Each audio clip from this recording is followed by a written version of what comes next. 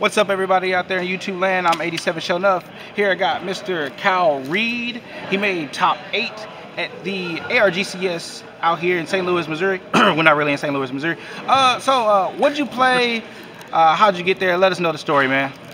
Okay, so I ended up playing BA, and I had some pretty interesting matchups.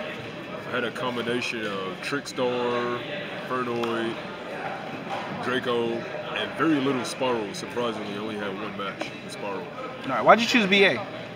So the reason I chose BA was I saw Max Reynolds' build a while back, and he top wooded, and I really liked the build, so I just used his as a template.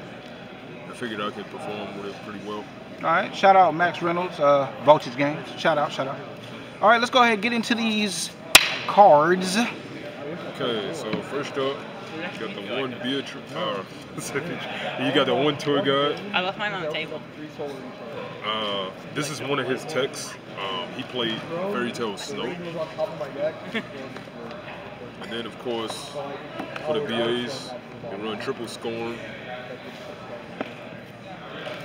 He also played Double Barbar, so I'm following that, as well as Double Libic.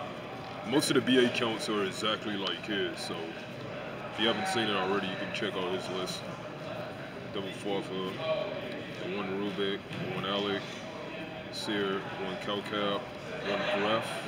That's it for the BA counts. You know what I like about you? You're humble. It's like most people, whenever they see something online and they copy it, they're like, oh yeah, this is my build, it totally originated, blah, blah, blah. You're like giving homage to who made it, and you're just paying respect. I appreciate that. Need more players in the game like you. Continue.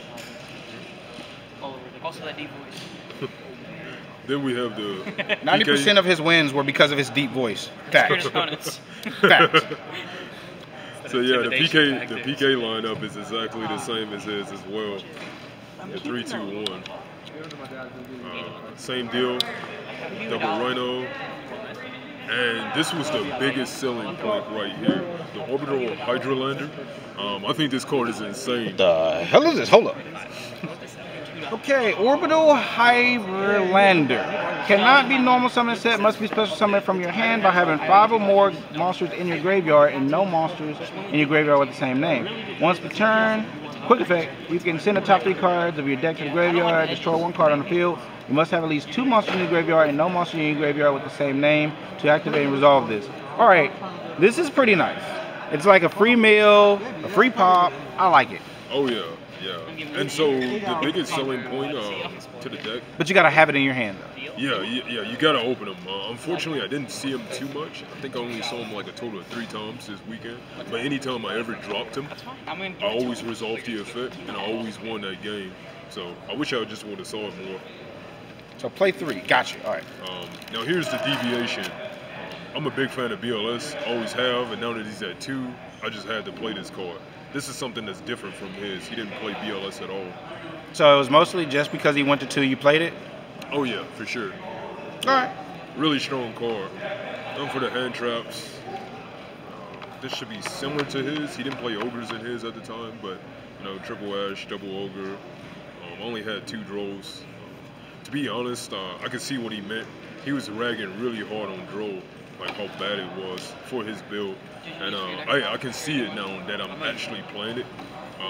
There was only like 1 time it was ever actually good, and that was my last match against Trickstar when I dropped it on a Trickstar player. Other than that, honestly, it was really dead. Sounds really bad, but yeah, it was terrible. And then the 1 Maxi. Down for the spells. That's a bit of a difference there. He played triple Twin Twister. I only played 2 because again I only had 2, and I figured 3 wasn't totally necessary. The 1 Foolish and the Dark Hold in the main. And for the traps, we got the triple Fog Blade, and here's another difference from his. The Warning and the Imperial Order. I think this card is just busted. I mean, I flipped this on a bunch of people throughout this weekend, and it was just a free win. I mean, the card is totally unfair, as everybody knows. But yeah, these are the 2 differences in the trap lineup from his. Overall, the total deck count is 45. His was 40 exactly, I believe.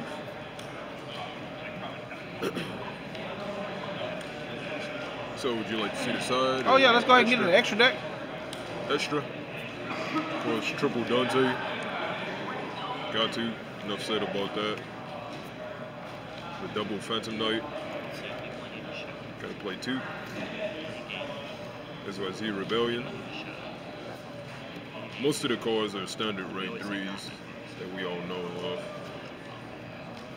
The one Beatrice, the Virgil, Pilgrim. Help Dante. So here's the differences of mine. Like, he played Gaia Saber in his for his Link monsters. Yeah, he only played 3 Link monsters, if I recall correctly. He played a Proxy, a Deco, and a Gaia Saber. So the biggest difference was he said he did not like the Gaia Saber. The logic was you use that as a Link 3 to cover over instead of making Decode Talker, because you did not want to gain access for your opponent's extra deck zone. So what I chose to do is, after circuit break, I found out that Borolo was really easy to make, and normally you have a bit of a tough time dealing with a Borolo against this matchup.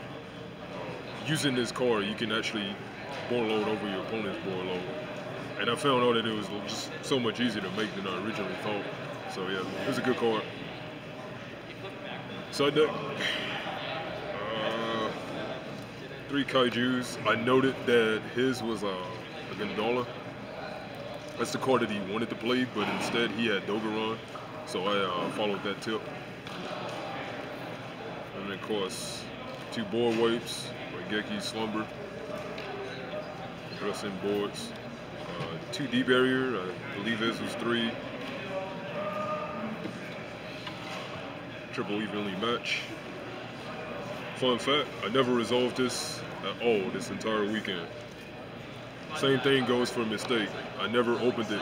I always soldered it, but I never got to see it. So can't say how good it would have been, but it would have been nice to resolve it. And then only 2 anti-spells. Nice. Saw this against Pendulum. There was a blowout. So what was your hardest matchup? Frankly, my hardest matchup had to be Infernoids. That deck is scary. Yeah, all my other matches were fairly easy. I felt really comfortable going into all the other matchups. The Trickstars, the Draco variants, the ABCs, all of that. It's fairly easy. What'd you lose to in top 8? In top 8, I lost to Trickstar. Okay. The burning bitch, or witches. There you go. Yeah. Any shout outs you want to give, man? I guess I'll give a shout out to a couple of my boys. Bashan, Decavia. Oh, you guys can go walk in the camera, get in there a little bit. They're here for more support. Yeah, that's cool, that's cool. Right. I got a couple of my other boys. Yeah. All right, get out of the camera. All right. Yeah, it's his episode. It's still my show. Get out. I got a couple of my other boys start. Vishon, I already named him. Caesar, Ty, some of those guys that I play with at home. I usually just play casually, but today I decided to step it up, play a little bit more competitively. Right on, I feel that. Well, look, guys, we got to get up out of here. Make sure you guys share, like this video, comment down the bottom, leave any comments you want to talk about his build. What do you think he should have did differently? Ask any questions that he'll probably answer them back for you. All right, guys, we got to get up out of here. Rate, comment, subscribe. We out. Peace. You